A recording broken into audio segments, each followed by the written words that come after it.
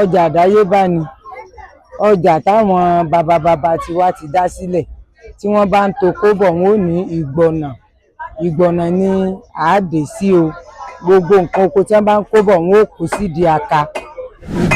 Ọjà Ìgbọ̀nà jẹ́ ọjà àdáyébá nílùú Òṣogbo níbi tí àwọn olùtajà àti olùrajà tí wọ́n ti máa ń pàdé láti ná ọjà náà. Bákan náà wọ́n máa ń ná ọjà náà ní ọjọ́ kẹjọ ìyẹn gbogbo ọjọ́ ìṣẹ́gun tí í ṣe Tuesday. Ọjà náà wà ní ìjọba ìbílẹ̀ Ọlọ́ndá nípìnlẹ̀ Ọ̀ṣun. Ẹ̀yin olólùfẹ́ wa, orí ìkànnì ATM Media TV náà lẹ́wà lẹ́tí ń wò wá lẹ́tí ń gbọ́ wa. Láti lè mọ̀ nípa ọjà yìí dáadáa bí wọ́n ṣe dá ọjà náà sílẹ̀, ẹ fọ́lù kẹ́ láìkẹ́ mọ́ bá wa ká lọ. Ẹ gbọ́wọ́ lẹ́nu àwọn tí wọ́n ń ta ọjà nínú ọjà náà. Ojú ọjà o. Àtàjèrè o. Kí ló kọ yín mà? Orúkọ mi ni Ìyáàfin Mosúnmọ́lá Àjọkẹ́ Oyèdélé.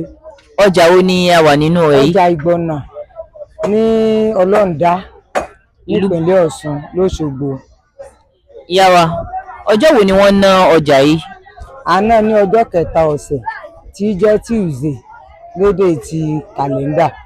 Àti pé ǹjẹ́ lè bá wa ṣàlàyé? Ó jẹ́ ìjọ́ mẹ́jọ là máa ń ná. Ǹjẹ́ lè bá wa ṣàlàyé nípa bí wọ́n ṣe dá ọjà yìí kalẹ̀? Ọjà àdáyébá ni ọjà táwọn bàbá tiwa ti dá sílẹ̀ tí wọ́n bá ń to kóbọ̀ wọn ò ní ìgbọ̀nà ni àádé sí o gbogbo nǹkan oko tí wọ́n bá ń kóbọ̀ wọn ò kó sídìí aka. Ìdí aka tí gbọ̀nà ti bẹ̀rẹ̀ ìbẹ̀lẹ̀ mo jókòó yìí, ibí ni ìdí aka tí gbọ̀nà ti bẹ̀rẹ̀. So tí wọ́n bá ti ń bọ̀ láti oko wọn ò sọ ẹrù síbí, bóyá iṣu, bóyá ọ̀gẹ̀dẹ̀, bóyá ọsàn, bóyá obì, àwọn obìnrin ó mọ̀ rà á lọ́wọ́ wọn, àwọn ọkùnrin ó gbé wá, àwọn ọmọ wọn náà ó rù tẹ̀lé wọn tàbí epo, gbogbo nǹkan tẹ́nu ṣáà jẹ ni wọ́n máa ń gbé sídìí aka ni wọ́n fi máa ń pè ní à ń lọ sí Ìgbọ̀nà. Ìyá wa, á tó bí ọdún mélòó tẹ́ ti wà nínú ọjà yìí? Tá a bá ní ká ṣe ká wà á tó 25 years. Kí lóhun tí ẹ̀ ń tà nínú ọjà yìí? Iṣu ni mò ń tà nínú ọjà Ìgbọ̀nà. Ìyá wa, nípa ètò ààbò báwo ló ṣe ń lọ nínú ọjà yìí? A dúpẹ́ lọ́wọ́ Ọlọ́run torí wípé àwọn ọlọ́pàá wa gan-an ní Dùgbẹ̀ wọ́n ń ṣe takuntakun fún wa ní Gbọ̀nà torí wípé bí nǹkan kan bá ti ṣẹlẹ̀ tá a bá ti pè wọ́n lójú ẹsẹ̀ ni wọ́n mọ̀ wá. Kò sí jàgídíjàgan kankan nínú ọjà Ìgbọ̀nà, kò sí tí ẹ wá débẹ̀ tẹ́ ẹ̀ ríra, kò sí lẹ́yìn nǹkan tó jẹ́ bóyá bí nǹkan táyìn ò gbọdọ̀ rí lórí igbá nìkan lẹ lè rí. Bẹ́ẹ̀ fẹ́ ra nǹkan ọbẹ̀ ó wà, bẹ́ẹ̀ fẹ́ ra aṣọ ó wà, bẹ́ẹ̀ fẹ́ ra bàtà ó wà, ohunkóhun yòówù tẹnu ń jẹ àti tára ń wọ̀ ni wọ́n ń tà nínú ọjà Ìgbọ̀nà. Báwo ni òṣùwọ̀n sì ń lọ nínú ọjà yìí? Òṣùwọ̀n ìtajà, bẹ́ẹ̀ ni, a dúpẹ́ lọ́wọ́ Ọlọ́run torí pé Adeleke tó jẹ́ gómìnà wa wọ́n ń ṣẹ̀ṣẹ̀ ṣepo bí owú, àwọn ìyálọ́jà àgbààgbà ṣẹ̀ foríkorí láti ṣepo bí owú tó péye tó pójú òṣùwọ̀n. Wọ́n ṣẹ̀ṣẹ̀ ṣe fún gbogbo àwọn ọlọ́jà kò bí owú tó ṣe pé tán bá rà kò sí pé bóyá ó dín síye tí gómìnà ṣe tí wọ́n sì fi ọwọ́ sí láti máa lò. Yàtọ̀ sí èyí tá à ń lò tẹ́lẹ̀, wọ́n ti ṣe òṣùwọ̀n gidi tó dúró dá tẹ́nikẹ́ni tí ó sì gbọdọ̀ yí àṣẹ náà padà. Ǹjẹ́ ní ọ̀rọ̀ mi ní méjì mẹ́ta tẹ́ fẹ́ bá àwọn ará ilé sọ?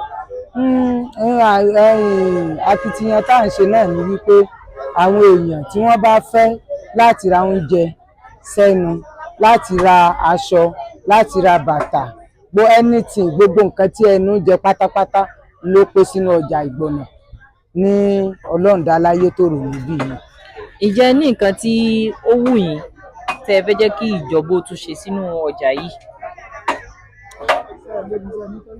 A dúpẹ́ pé Adeleke wọ́n ti ṣe tọ́ílẹ̀tì fún wa, wọ́n sì ṣe iná fún wa.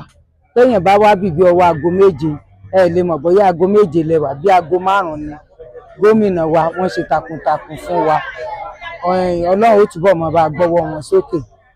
Tíjọba òkè bá tún wá dé òótọ́ láwọn tó rí nǹkan kan tó tún yẹ wá àgbà o, Ọlọ́run bá pèsè fún wọn lágbára Ọlọ́run. Àmín ya Allah. Ilé iṣẹ́ yìí náà kò sì ní gbiná wọn ò mọ gbèrú sí ni lágbára lọ́wọ́ Ọlọ́run, kò ní jóná o. Àwọn òṣìṣẹ́ ibẹ̀ náà wọ́n ní fi ara wọn dí iṣẹ́ fún ìjọba lágbára Ọlọ́run. àmín àmín. Ìyá wa, a fún yín láǹfààní láti polówó ọjà tẹ́ ń tà nínú ọjà yìí fáwọn ará yìí. Mo ń ta iṣu ọlọ́wọ́ tó jẹ́ 100 pieces, à ń ta 50 tó jẹ́ 50 pieces, a sì ń ta 5, à ń ta 10, à ń ta ẹyọ kan gan fáwọn tó jẹ́ bí àgùnbánirọ̀ tó yẹ pé apá wọn ò ká iṣu mẹ́ta méjì, à ń ta ẹyọ kan fún wọn. Ààbọ̀ nìkan ni ò sí, ṣùgbọ́n iṣu odidi ẹyọ kan ó wà fẹ́ni tí owó rẹ̀ tí kò pọ̀ tí ó sì gbùnpá tóun ó fi lè jẹun tó tẹ́ lọ́rùn. Ẹ ṣé gan ni ìyá wa. Ọlọ́run ṣeun. Ǹjẹ́ ẹ lè bá wa sọ orúkọ tó jẹ́ pé àwọn èèyàn mọ̀ yín sí nínú ọjà yìí? Mo ń jẹ́ ìyá Peter oníṣu. Nítorí àwọn tí wọ́n bá fẹ́ wá ra iṣu. Ìyá Peter oníṣu nígboro Òṣogbo ní ọjà Àgbọ̀nà Adénilé. Ṣé ẹ lè fi nọ́mbà yín síta? Mo lè fi síta. Ó yá.